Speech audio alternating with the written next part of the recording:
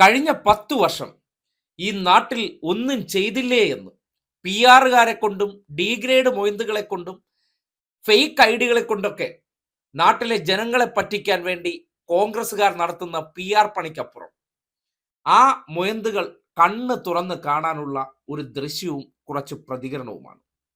ദേ നോക്കൂ, ചെല്ലാനം ഒരു കാലത്ത് കേരളത്തിലെ മാപ്രകളുടെ സ്ഥിരം വാർത്താ കച്ചവട മേഖലയായിരുന്നു.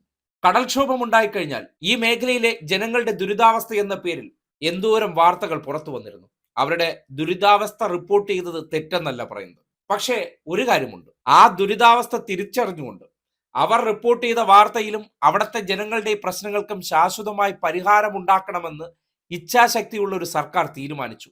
അതിനുവേണ്ടി അങ്ങ് ഇറങ്ങി 340 കോടി രൂപ ചിലവാക്കി ടെട്രാപാഡ് പദ്ധതി കിഫ്ബിയുടെ സഹായത്തോടെ സർക്കാർ യാഥാർത്ഥ്യമാക്കിയ ദൃശ്യങ്ങളൊക്കെ ഒന്ന് നോക്കി.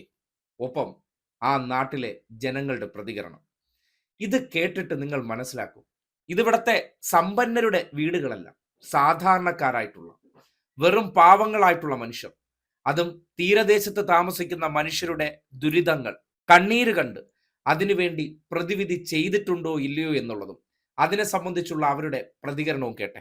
എല്ലാവരും ഭാഗത്തെന്ന് പറഞ്ഞാല് 17, 18, 16, 15 വാർഡിലൊക്കെ ഒരാളും അവിടെ കയറിയില്ല. അങ്ങനത്തെ ഒരു സ്ഥലമാണ്. ഒരു റീസണും ഇല്ല. ഇവിടുന്ന് പോയവരൊക്കെ ഇപ്പൊ പടങ്ങി വന്നു തിരിച്ചു വരുന്നുണ്ട്. അവർ സ്ഥലമൊക്കെ മേടിച്ച് വെള്ളവും പോലെയൊക്കെ ഇട്ട് ആ കൂട്ടത്തിൽ തന്നെ വരുമാനം ഉണ്ട്. പണ്ട് കടൽ കയറുമ്പോ എല്ലാവരും അങ്ങോട്ടും ഇങ്ങോട്ടൊക്കെ എല്ലാവരും പോകുമായിരുന്നു. കുമ്പളങ്ങിയില് അവിടെ ഇവിടെയൊക്കെ ഇപ്പൊ താമസിക്കും. പിന്നെ അത് കഴിഞ്ഞ് കടലേറ്റം കഴിയുമ്പോൾ വന്ന് ഇവിടെ താമസിക്കും. പിന്നെ കുറെ പേരൊക്കെ ഇവിടെ നിന്ന് എത്ര സെന്റ് സ്ഥലം ഉണ്ടെങ്കിലും നമുക്ക് 10 ലക്ഷം രൂപ കിട്ടുള്ളൂ ഗവൺമെന്റിൽ നിന്ന്.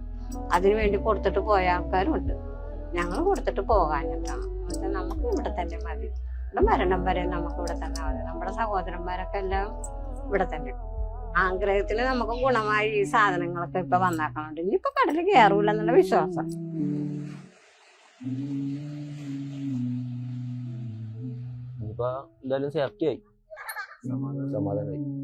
കടൽക്ഷോഭത്തെ തുടർന്ന് ഒരു പ്രദേശം ഉപേക്ഷിച്ചു പോയവരാണ് ഇന്നവർ അവിടേക്ക് മടങ്ങി വരികയാണ്, പുതിയ വീടുകൾ വെക്കുകയാണ്. അവർക്ക് ഇനി അവിടെ ഈ കടൽക്ഷോഭം കൊണ്ടുള്ള ബുദ്ധിമുട്ടുണ്ടാകില്ല എന്നവർ തിരിച്ചറിയുകയാണ്. 10 വർഷത്തെ ഭരണ നേട്ടമല്ലേ. മണിമാളികകളിലും പ്രിവിലേജുമുള്ളവർക്ക് ചിലപ്പോൾ ഭരണ നേട്ടം മനസ്സിലായി കാണില്ല. പക്ഷേ സാധാരണക്കാരിൽ സാധാരണക്കാരായ മനുഷ്യർക്ക് അതിന്റെ ഗുണഫലം നല്ലതുപോലെ അനുഭവപ്പെട്ടിട്ടുണ്ട്. ചെല്ലാനം മാതൃകയിൽ അവർ സുരക്ഷിത ബോധമുള്ളവരായി മാറി.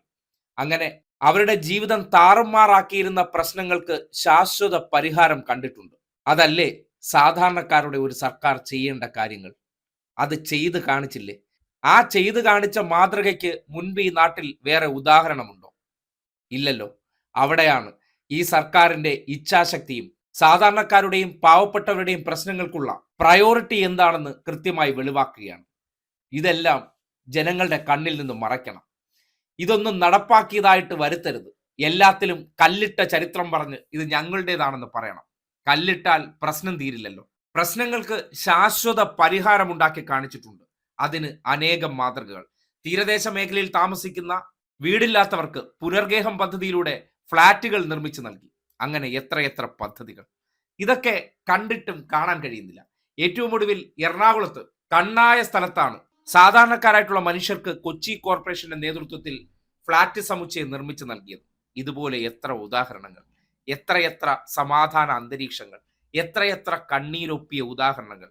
ഇതൊക്കെ മറച്ചു വെച്ചുകൊണ്ട് വീണ്ടും വീണ്ടും കള്ളക്കഥകൾ പി ആർ ടീമുകളിലൂടെയും ഡീഗ്രേഡ് മൊയ്ന്തുകളിലൂടെയും പർച്ചേസ്ഡ് മാപ്രകളിലൂടെയും പ്രചരിപ്പിക്കുന്നതിനപ്പുറം സാമൂഹ്യ യാഥാർത്ഥ്യത്തിന്റെ നേർസാക്ഷ്യമാണ് ആ പ്രതികരണങ്ങളെന്ന് പറയേണ്ടി വരികയാണ്. ഇതുപോലെ നിരവധി ചെല്ലാനം മാതൃകകൾ കേരളത്തിലുടനീളമുണ്ട്. ഇതൊക്കെ ജനം ഓർക്കേണ്ട സന്ദർഭമാണ്. അധികാരം കച്ചവടത്തിന് വേണ്ടി മാത്രം ഉപയോഗിക്കുന്ന കപടന്മാരുടെ വ്യാജ പ്രചരണങ്ങൾ തിരിച്ചറിയേണ്ടതുണ്ട്.